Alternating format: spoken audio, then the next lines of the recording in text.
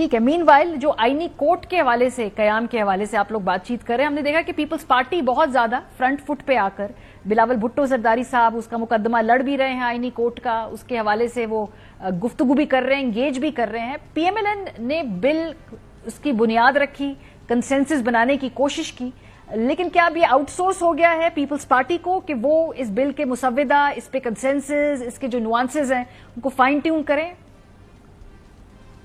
نہیں، وہ ان کی طرف سے بہت، وہ ہمارے چونکہ حکومتی اتحاد کا دوسرا بڑا پلر ہیں، تو انہوں نے ایک آفر کی کہ وہ اس معاملے میں اگر پہلے ٹیکسٹ پر اتفاق نہیں ہو سکا تو وہ اس پر کام کرنا چاہتے ہیں. تو وزیر اعظم نے کہا کہ ضرور، آف کورس، کھلے دل سے آفر کی ہے، اور اب یہ پوری کوشش کی جائے گی وزیر اعظم جب ابھی یو این جنرل اسمبلی سے واپس آتے ہیں اس پر کنسنسس قائم کر کے ہی.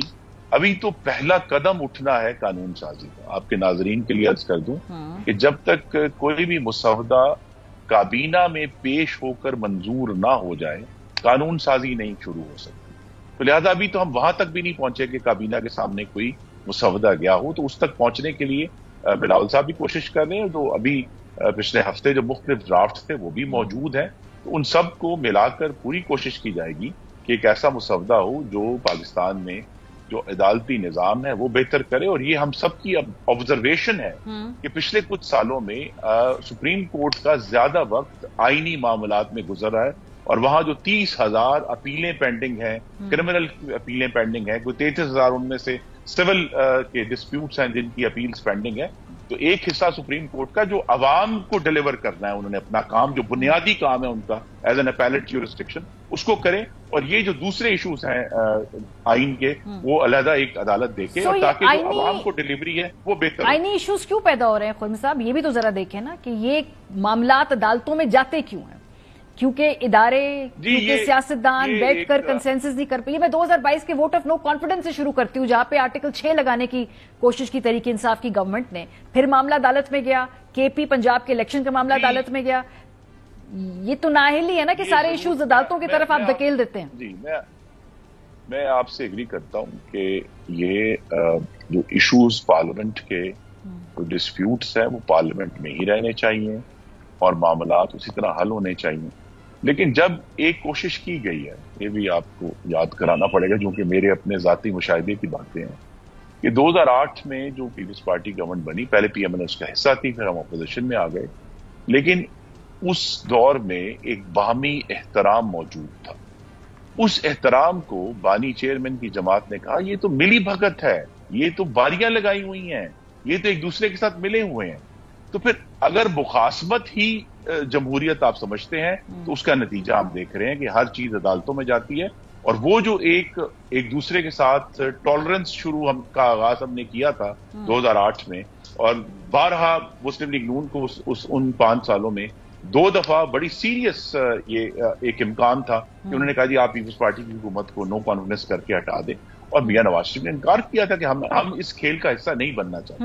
لیکن ایشوز اب مخاصمت جب بڑھتی ہے، جس میں جو کلیدی کردار ہے وہ 126 دن کے دھرنے کا ہے، جس میں اس قسم کی غلط، نازیبا اور حملہ آور زبان استعمال کی گئی پارلیمان کے بارے میں، پارلیمان کی بیٹھی ہوئی جماعتوں کے بارے میں.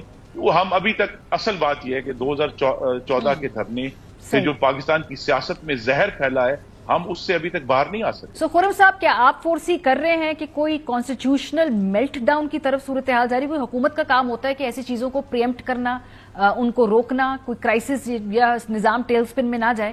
آپ کو کوئی کانسٹیٹیوشنل میلٹ ڈاؤن نظر آ رہا ہے؟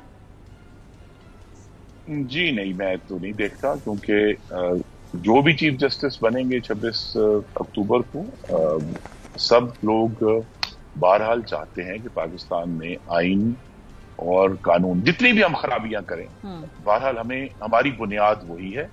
اور جو آئین کی ابتدائیہ میں لکھا ہے نا جی کہ اللہ تعالیٰ کے بعد حاکمیت عوام کے منتخب نمائندوں کے ہاتھ میں، اس میں کسی عدالت کا اور کسی اور ادارے کا ذکر نہیں ہے. اس کی وہ ایک سمجھے نصب و لین ہے جس کی طرف ہمیں جانا ہے. ہم پھسلتے ہیں، ہم گرتے ہیں، لیکن ہمیں اسی طرف جانا ہے. اور جو آنے والی عدالت بھی ہے، میں تو بالکل اس معاملے میں بہت پر امید ہوں کہ وہ بھی اس پر سوچیں گے کہ جس قسم جس خدشے کا یا جس امید کا اظہار بانی چیئرمین کی جماعت کرتی ہے کہ جی کوئی نئے چیف جسٹس آئیں گے اور وہ ہر چیز الٹ دیں گے.